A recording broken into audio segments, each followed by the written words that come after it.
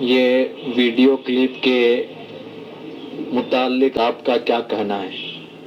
میرا کیا؟ آپ ان ویڈیو کلپ کے لیے بھی آپ کی طرف سے کوئی وجاہتی بیان جاری کریں گے؟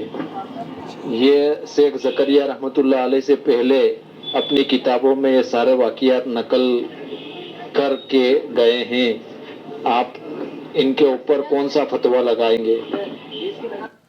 دیکھیے، شیخ زکریا کے اوپر کوئی سا فتویٰ لگے اور وہی کام کوئی دوسرا کرے، دوستو بھائیوں اور بہنوں، یہ تو ناانصافی ہوگی کہ شیخ زکریا کو دارالعلوم دیوبند یا اہل حدیث علماء یہ کہیں کہ انہوں نے جو قصے فضائل اعمال میں تبلیغی نصاب میں نقل کیے ہیں ان کی کوئی سند نہیں ملتی اور وہ گمراہ کرنے والے قصے ہیں، جیسے کہ آپ نے میری ویڈیو میں دیکھا ہے۔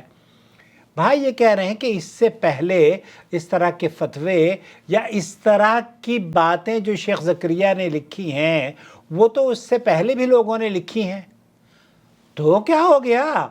اللہ کے رسول صلی اللہ علیہ وسلم نے حضرت فاطمہ رضی اللہ تعالی عنہ کے بارے میں فرمایا تھا، لو سرقت فاطمہ بنت محمد لقطعت یدہا۔ آپ علیہ السلام نے فرمایا کہ اگر چوری میرا لخت جگر بھی کرے فاطمہ بنت محمد تو اس کے ہاتھ بھی کاٹے جائیں گے، ویسے جیسے کہ دوسروں کے کٹتے ہیں۔ تو میرے عزیز، میرے دوست، جو بات باطل اور بے بنیاد مولانا زکریا صاحب نے لکھی ہے اور جو علماء نے ان کو پر فتویٰ لگایا ہے، وہی فتویٰ ان لوگوں پر لگے گا جن لوگوں نے اس سے پہلے وہ واقعات بلا سند نقل کیے ہیں۔ اب آپ تو دارالعلوم دیوبند نے کیا کہا؟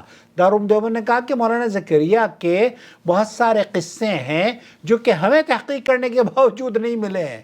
تو اللہ کے بندے، اگر ہم آپ کو یہ کہہ دیں، اچھا ہمیں کہا جا رہا ہے کہ فلانے عالم نے یہ اتنے برسوں پہلے اس واقعے کو نقل کیا تھا، تو کیا ہوگا؟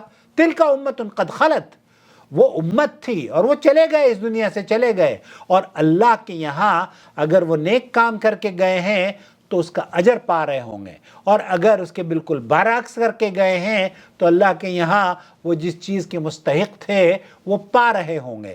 لیکن یہ نا انصافی ہوگی کہ ایک غلط کام تو پہلے والے کر کے چلے گئے اور دوسرا غلط کام مولانا زکریا نے کیا۔ مولانا زکریا اس لیے غلط ہیں کیونکہ وہ سہارنپور کے ہیں، مولانا زکریا اس لیے غلط ہیں کیونکہ وہ دیوبندی ہیں، مولانا زکریا اس لیے غلط ہیں کیونکہ وہ صوفی ہیں، مولانا زکریا اس لیے غلط ہیں کیونکہ تبلیغی نصاب میں لکھا ہے۔ نہیں بھائی، وہ تبلیغی نصاب میں لکھا ہو یا کسی اور کتاب میں لکھا ہو، جو بات غلط ہے غلط ہے۔ اللہ کے رسول صلی اللہ علیہ وسلم کا قبر سے ہاتھ نہیں نکلتا۔ تو یہ فتویٰ آپ دیکھیے، سعودی عرب کی جو فتویٰ کمیٹی ہے ان سے پوچھا گیا، انہوں نے کہا کہ کسی نے بھی فتویٰ دیا ہو اس طرح کی بدعقیدگی اگر ایک انسان کے اندر پائی جاتی ہے تو کوشش یہ کریں کہ صحیح العقیدہ امام کے پیچھے نماز پڑھیں۔ تو بہرحال آپ کا جو موقف ہے، ہم سے کہا جا رہا ہے کہ آپ یہ بتائیے کہ ان کے بارے میں کیا کہیں گے۔ جنہوں نے بھی لکھا ہے، اما اللہ کے رسول صلی اللہ علیہ وسلم کی جو حدیث ہے نا کہ اگر فاطمہ بنت محمد بھی چوری کر لے تو اس کا بھی ہاتھ کٹے، ہمارا یہی موقف ہے۔ جو بھی ہو، مکان کوئی بھی کہنے والا ہو، اس سے قطع نظر کہ وہ مکہ کا رہنے والا ہو یا بنارس کا رہنے والا ہو یا ہندوستان کی کسی شہر کا رہنے والا ہو یا پاکستان کا رہنے والا ہو، جو غلطی ہے اس کی تردید کی جائے گی۔